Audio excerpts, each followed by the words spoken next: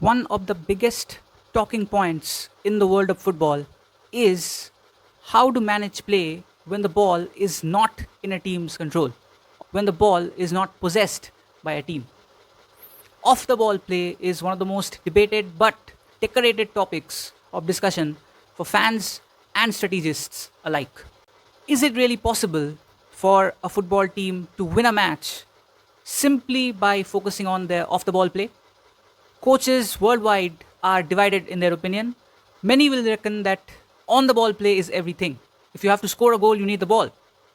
So it's obvious and quite automatic that on the ball play is the king. But off the ball play so often during a passage of play turns out to be much more important than on the ball play. We've seen this on a number of occasions this Premier League season. Any team that has won possession by not being in possession has gone on to win the match. And it's not necessarily a Premier League thing.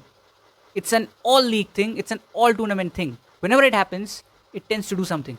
Whether in counter attacks or for that matter, when the ball is pushed forward to score a goal. One such example is something that we are going to bring up to you over here and tell you just how interesting off the ball play can end up being. We have two teams. One team is looking at the goalkeeper on the other side. The other team is trying to push forward and score a goal. So the ball at the moment, suppose, is with the goalkeeper.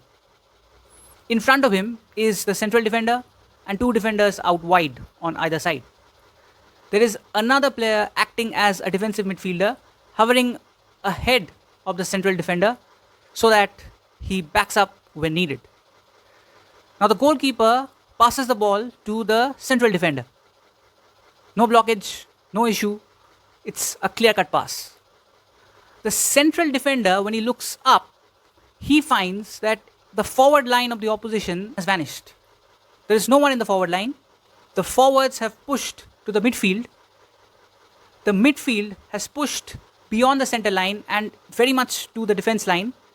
And the back line that there was has almost gone inside the penalty box pretty deep.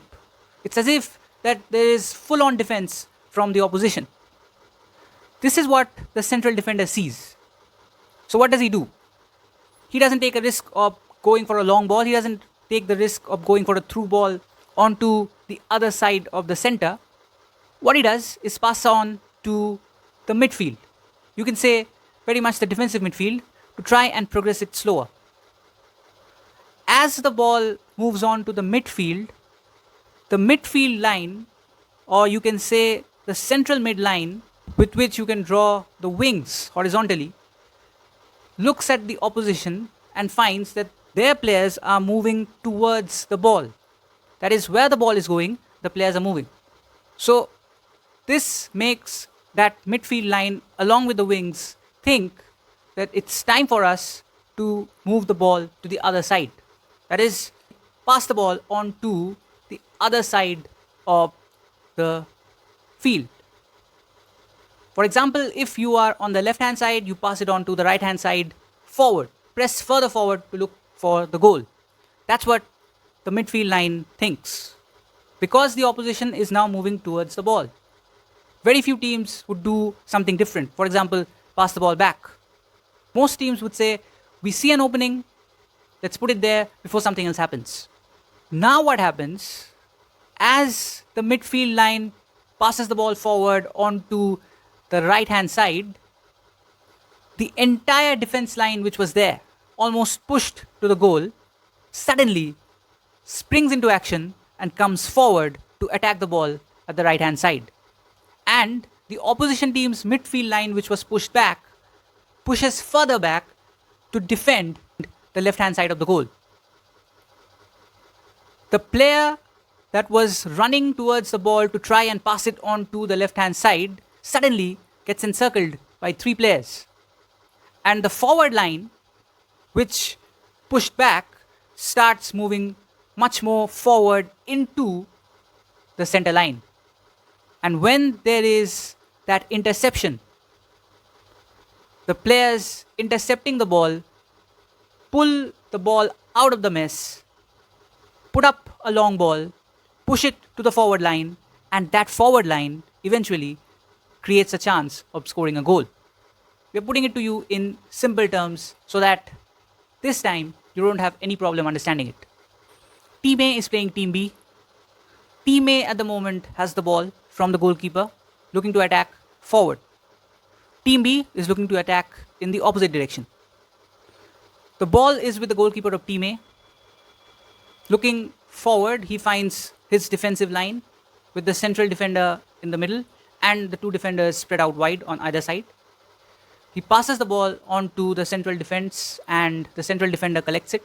The central defender looks forward and finds that the opposition forward line has pressed further back, the midfield line has pressed even further back, and the defenders are as if shaking hands with the goalkeeper. So the defender does not take too much of a chance and passes it to the midfield.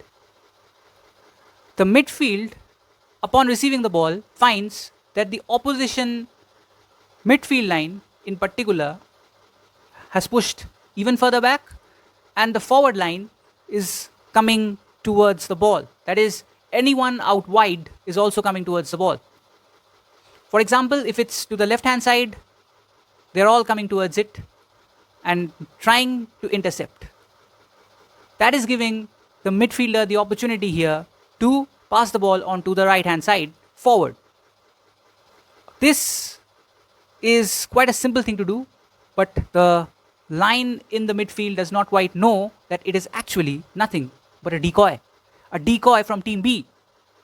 Team B, by doing so, suddenly moves its defensive line to the direction of the ball, attacking the ball as well as the striker of Team A who is running forward to take the ball. The midfield line pushes further back and covers up the goalkeeper towards the left hand side. And all of a sudden, Team A is left in a rut.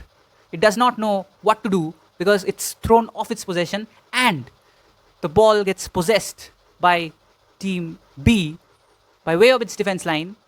And after that, Team B passes the ball in the air over to the other side, where the forward line suddenly takes shape by running forward, collecting the ball, and creating a chance to score the goal.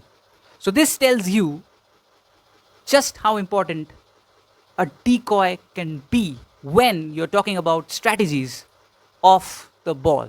That is, when the ball is not in your possession. It's not a counter attack.